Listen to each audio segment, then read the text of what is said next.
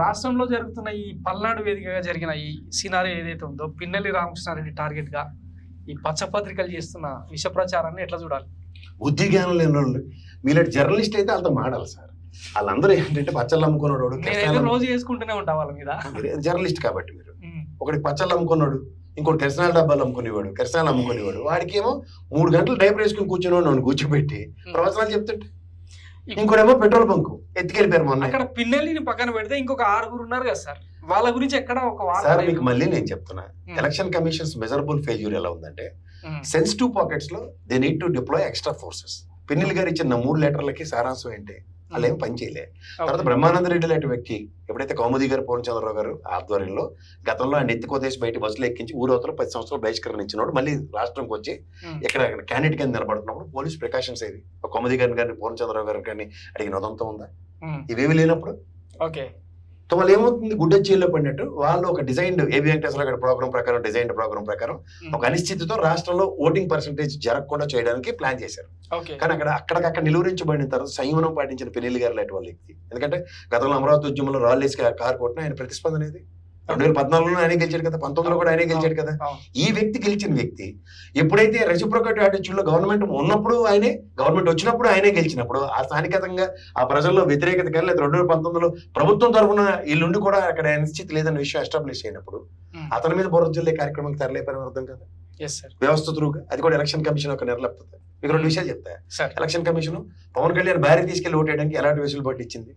1000 గజాల లోపల ఒక వీడియో తీసి ఆ వీడియో తీసుకెళ్లి మనం అలాంటి వీడియో కెమెరాలు పట్టుకెళ్ళొచ్చా లేకపోతే సెల్ ఫోన్లు పట్టుకెళ్ళొచ్చా? మనకు ఎవరికి వెళ్ళిన డిస్కషన్ ఎవడో తీసిన వీడియో లోకేష్ లట్టుడు ఏ ప్రాతిపదిక మీద ఎస్టాబ్లిష్ చేశాడు? ఎలక్షన్ కమిషన్ కేటగిరికల్ ఫోటో చేసింది కదా, మేము వీడియో రిలీజ్ చేయలేదని. దీని అంతటికన్నా ముఖ్యం పిన్నెల్లి గారికి బెయిల్ వచ్చింది. ఎలక్షన్ కమిషన్ ఏం చెప్పింది? 11 చోట్ల ఎరగొట్టినా సరే ఏ విధమైన అవకతవకలు జరగల, బ్రహ్మాండమైన ఎలక్షన్ జరిగిందని చెప్పినప్పుడు అక్కడ దాచికొని చేసాడని ఏ ప్రాతిపదిక చెప్తారు? కాంట్రడిక్షన్స్ కదా. సో దీంట్లో ఒక కాన్స్పిరసీ థియరీని జస్టిఫై చేసిన లోకేష్ లాంటి రాజకీయాలు తెలియకుండా నాటకాలు చేసే బ్యాచ్ అంటాను నేను. ఇలాంటి వాళ్ళు స్పేర్ చేయడం బుద్ధి తక్కువతనం అంటాను. Spare the rod spoil the child అని ఒక ఇది ఉంది. పిల్లలు పాడైపోతున్నప్పుడు 2 బీక్తని కానీ సెట్ అవ్వడు. ఇలాంటి వాళ్ళకి సెట్ చేసే మార్గం వ్యవస్థ చేయాలి, మనం కాదు. వ్యవస్థ త్రూగా ఇలాంటి వాళ్ళకి శిక్షార్హులు చేస్తే పిన్నెల్లి మీద ఎన్ని సెక్షన్లు అంటాం కాదు, హైయెస్ట్ 50 రూపాయల పెనాల్టీ క్లాస్ కాదు, ట్రెస్పాసింగ్ కేసు పెట్టారు. దాని సెక్షన్ ఉంటాయి, మర్చిపోయాను చెప్పాలంటే. ఒక ఎలక్షన్ లో ఆయన క్యాండిడేట్ గా ట్రెస్పాసింగ్ ఎలా వద్దండి? తెలివి ఉండాలి. అందుకని తెలివి తక్కువ మేళాలతో కేసులు ఎట్టిస్తే ఉమ్మతడి కేసుల కింద ఉంటాయి. ఫైనల్ గా ఇప్పుడు కొంతమంది అంటే ఓటేయలేదు, మేము ఓటేయడానికి వెళ్తే మమ్మల్ని తరిమేశారు అని చెప్పి మూకుమ్మడిగా సుప్రీంకోర్టు మెట్లెక్కే పరిస్థితికి వచ్చింది. దీన్ని ఎలా చూడాలంటారు? ఇప్పుడు 11 ఈవీఎంలు ఇరిగిన దగ్గర ఎలక్షన్ కమిషన్ స్పందించాలండి.